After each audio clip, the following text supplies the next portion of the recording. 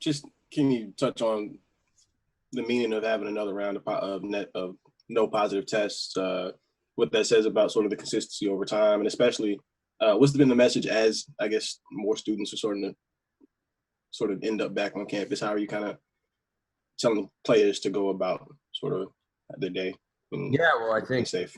well, to your first part, I think it just, again, it speaks to the leadership here on campus, from the president to the doctors to the training staff to everybody who manages any of our facilities. And then obviously our players. I mean, it's incredible. I mean, it is really, really incredible. And now, like I said last time, it's going to get harder. So we kind of had to hit the reset button. And while we were in our own bubble, it became pretty easy to maybe put your mask down or not think about it as much. Now we got to ramp it up. We got to really tighten up the protocols and hit the reset and realize that this is real. And at any given moment, it could affect us. And we have to keep that very, very strongly in the back of our minds. Coaches. As a quick follow-up, have you talked to guys at all? Or have guys mentioned to you just things they may have seen, whether it's at North Carolina, NC State, just around the conference and what that might mean, or just remaining diligent? Yeah, we constantly use those as examples, whether it's good or bad. We try to show them, what's going on around the country and what other universities. So constant reminders, examples in the National Football League, the NBA, anything, because this is still very real. And we have to keep in our minds that, we need to be very, very careful. We'll go next to Dan. Hey, Coach, how are you? Good, Dan. This week, as students come back on, you mentioned last week that the hours you can spend with the team changes this week, right? Yes. How does that alter your approach with, because I know you have to maximize your time, but how does that alter how you prepare where you get a little shorter time or the hours of what you can and can't do? Yeah. Dan, we got to get you a new mic, man. The last 2 days, switching computers. I just got to sit closer. That's all that means. You're getting comfortable sitting back in your Zoom game. No, I think I heard you correctly. You asked me about the time restrictions. Yeah, but what changes in the time restrictions? How you? Yeah, we get the morning, we get the normal 20-hour week, and we just, once we're done now, we're done with them for the rest of the day. It's not like camp where 2:00 we started meetings and then had a walkthrough. We're done with them. So now they got a lot of academic things they have to deal with, and they're on to the second part of their day. I love bringing them in early, though. You bring them in, you get them up, you get them going, and by noon they're done. And now they can focus the rest of the day on academic and, just being a normal college student for a little bit. Also, for the record, that's the first time anyone's ever told me they couldn't hear me. Say it again. First time in recorded history anyone's ever said they couldn't hear me. I'm sorry, Dan. I don't blame you. I blame your computer. We'll go next, Julian. This one's just because we can't be there, right? And we can't get a sense of some of the stuff that's going on. But can you give us an idea? I know the depth chart's not coming out for a while, but how have the quarterbacks been? What have you seen from Phil? What have you seen from Dennis? And sort of what's that sort of competition been like? It's been a while since they've been a competition in preseason camp for quarterback around these. Oh, I know. I wish you were here and you could watch, Julian. It's good. Phil is definitely getting better. You can see the confidence growing. Like I said earlier, really strong arm. When he pulls the ball down, he can really run. He's going to create a lot of problems because you're not going to think he's as fast as he is. And when he pulls the ball down and scrambles, they better have a plan for him. So he's been doing a good job. Dennis is a great leader. He knows the offense extremely well. And when he's out there, you trust that he's going to make the right reads and do everything you ask. Sam Johnson, I think, has really, really improved. He's made some really good throws, shows a strong arm.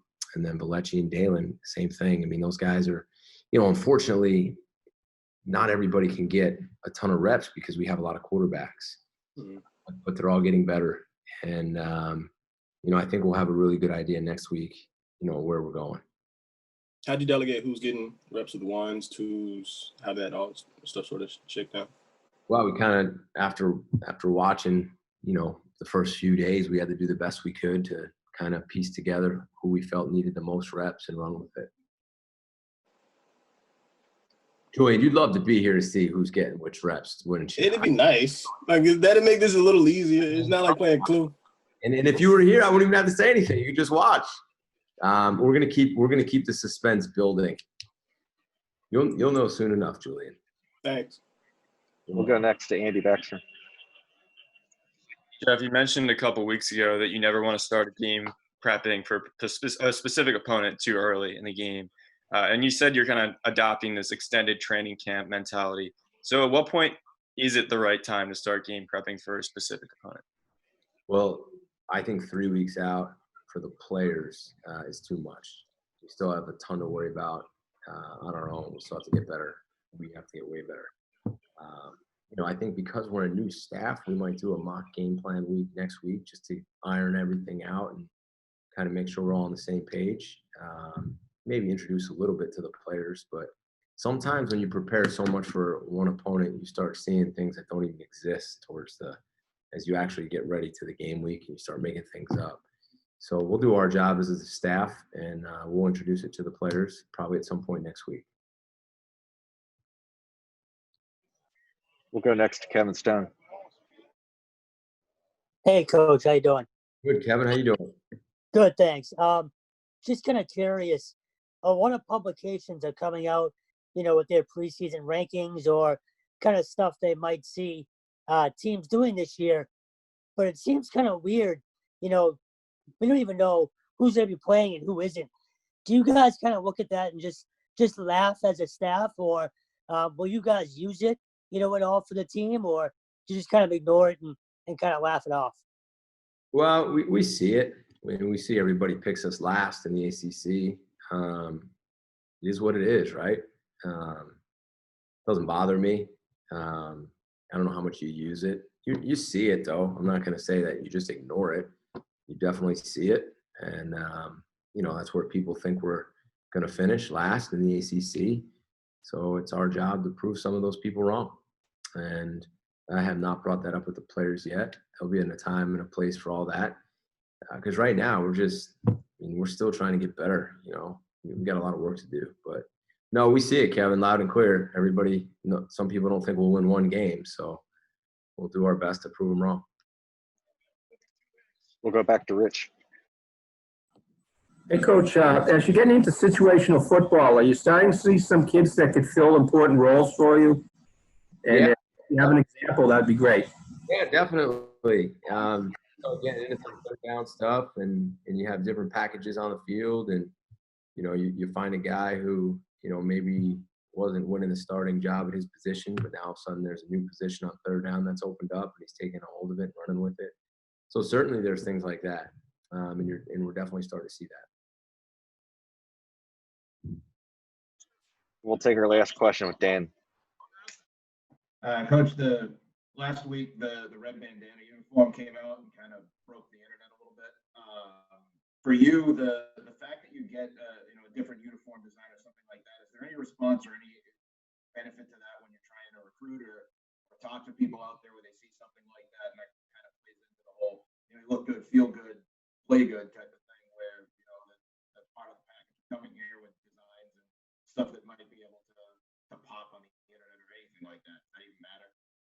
Dan, I got like probably every other word you said there, but I think I could piece it all together. As far as all of the uniforms done, I think our social media team has done an incredible job of posting those videos. And I think the players get all fired up with the work that they've done, whether it was the white throwback ones that aired, which I think are awesome.